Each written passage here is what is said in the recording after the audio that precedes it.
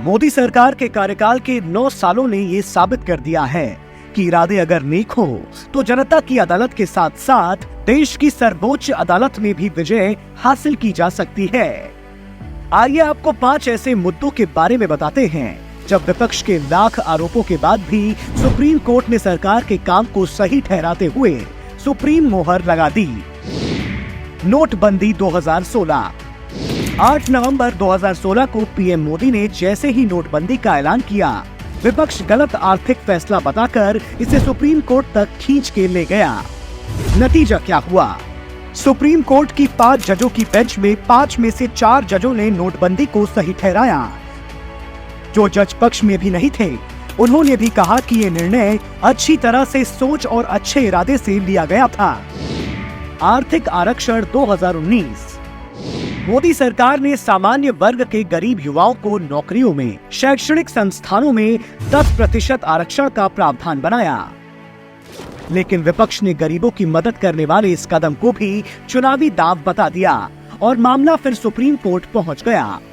नतीजा क्या हुआ?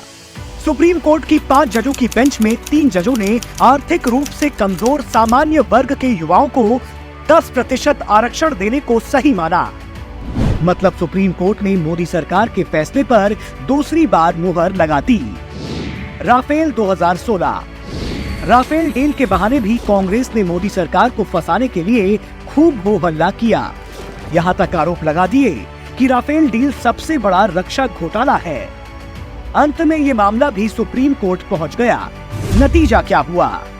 दिसंबर 2018 में सुप्रीम कोर्ट ने इस डील में गड़बड़ी के आरोपों को खारिज कर दिया। साथ ही साफ साफ कह दिया कि ऐसा सबूत नहीं मिला है जिससे कहा जा सके कि सरकार ने किसी निजी कंपनी को फायदा पहुंचाने के मकसद से फ्रांस से समझौता किया। मतलब सुप्रीम कोर्ट ने फिर से मोदी सरकार के फैसले को सही ठहराया।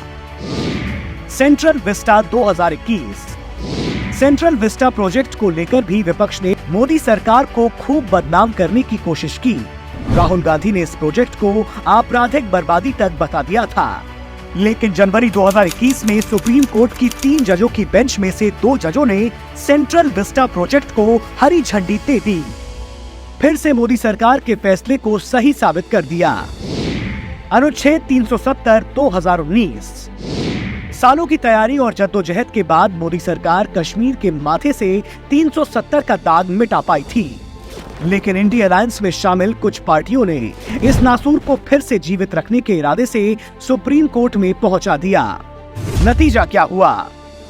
अभी कुछ दिन पहले अनुच्छेद 370 पर फैसला सुनाते हुए सुप्रीम कोर्ट ने साफ कह दिया कि 370 हटाने का फैसला संवैधानिक तौर पर सही था। संविधान के सभी प्रावधान जम्मू कश्मीर पर लागू होते हैं। ये फैसला जम्मू कश्मीर के एकीकरण के लिए था। मतलब सीधे सीधे सुप्रीम कोर्ट ने एक बार फिर मोदी सरकार के जायज काम को सही ठहराते हुए उस पर सुप्रीम मुहर लगा दी। इन 5 नतीजों से एक बात तो सीखने को मिलती है, आपके इरादे भले ही नेक हो, रोड़ा अटकाने वाले इंडी तो मिलेंगे ही। आपको उनके हर आरोप का सामना भी करना पड़ेगा, लेकिन अंत में जीत आपकी होगी, क्योंकि सत्य परेशान हो सकता है, पराजित नहीं।